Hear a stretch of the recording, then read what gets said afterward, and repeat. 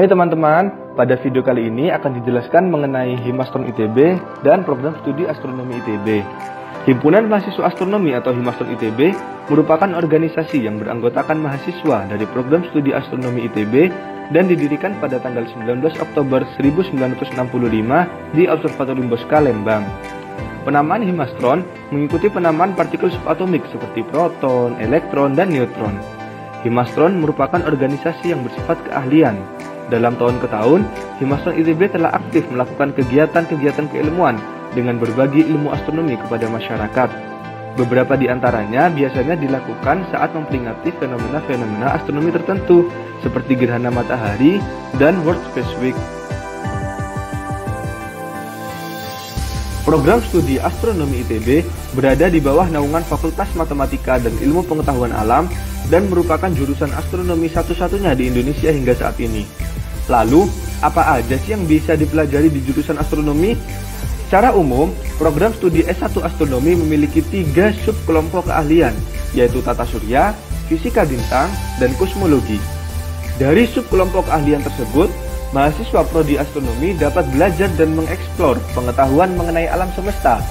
Perkuliahan didominasi oleh pemberian materi dan diskusi di ruang kelas, serta praktikum yang dapat memberikan pengalaman kepada mahasiswa untuk mengenal instrumen pengamatan astronomi dan melakukan pengamatan atau riset. Jurusan ini sangat cocok untuk teman-teman yang penasaran dengan rahasia gelap alam semesta, atau tertarik ingin mengabdikan diri menjadi astronom atau peneliti yang siap memajukan ilmu astronomi di Indonesia.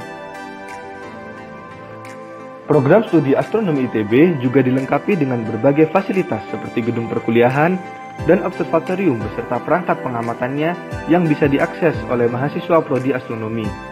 Kegiatan perkuliahan program studi ini banyak dilakukan di gedung Center of Advanced Science atau CAS lantai 6 yang memiliki beberapa fasilitas seperti ruang kelas, ruang diskusi, perpustakaan, dan laboratorium komputasi.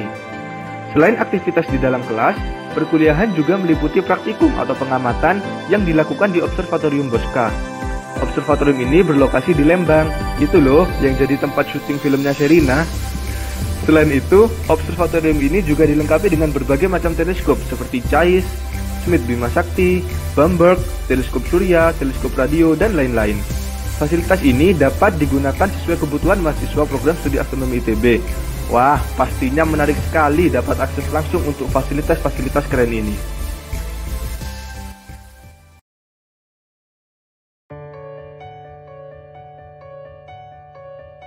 Program studi astronomi ITB berada di bawah naungan Fakultas Matematika dan Ilmu Pengetahuan Alam. Selayaknya ilmu murni lainnya, di program studi astronomi, mahasiswa dituntut untuk banyak berinteraksi dengan matematika dan fisika, termasuk kimia.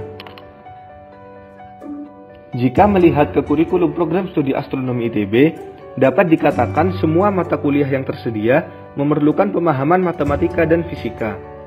Matematika dari kalkulus, aljabar, trigonometri, termasuk juga di dalamnya statistika, diperlukan untuk menunjang pemahaman keastronomian. Secara khusus, terdapat mata kuliah metode matematika dalam astronomi yang membahas kalkulus dan aljabar, serta statistika dalam astronomi yang membahas metode-metode statistika untuk keperluan astronomi. Pemahaman akan matematika juga menjadi salah satu kebutuhan untuk menyelami salah satunya kosmologi yang bercerita tentang alam semesta secara keseluruhan. Sementara itu, aspek fisika juga mencakup hampir atau bahkan segalanya yang berkaitan dengan astronomi. Bahkan, pada dasarnya, astronomi dan fisika adalah hal yang satu. Namun, secara khusus, astronomi membahas lebih menitik beratkan perhatiannya pada benda-benda angkasa. Sebut saja mata kuliah astrofisika, fisika gelombang, astrofisika termal, dan lain sebagainya memerlukan pemahaman yang baik akan proses fisika yang mendasari suatu fenomena terkait aspek-aspek tersebut. Pada akhirnya, ilmu yang dipelajari di astronomi tidak jauh dari apa yang dipelajari di SMA, khususnya bagi jurusan IPA. Namun, bukan berarti SMA non-IPA tidak memiliki kans untuk mendalami astronomi di ITB.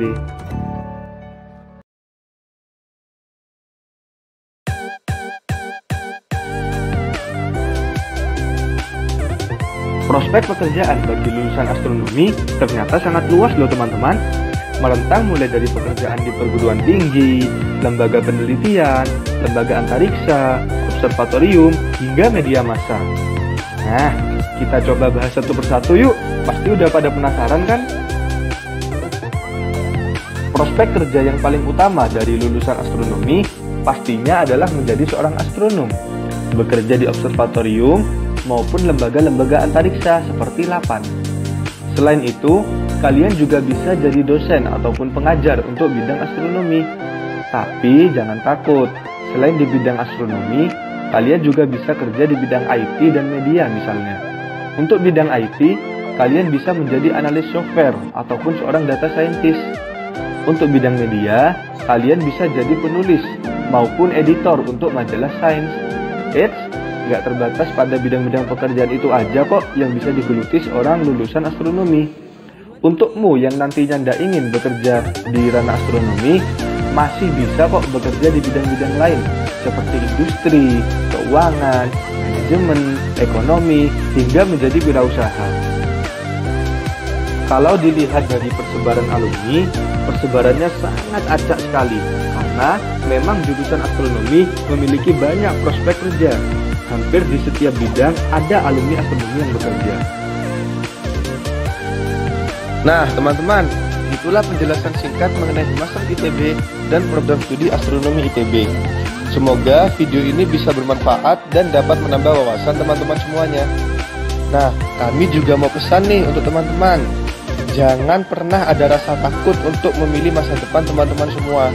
Tidak boleh nih ada pikiran, itu terlalu tinggi nih buat aku. Tidak boleh seperti itu. Yakinlah, kalian pasti bisa meraih mimpi setinggi apapun itu. Asalkan mau berusaha dan berdoa. Tetap semangat teman-teman. Sampai jumpa lagi.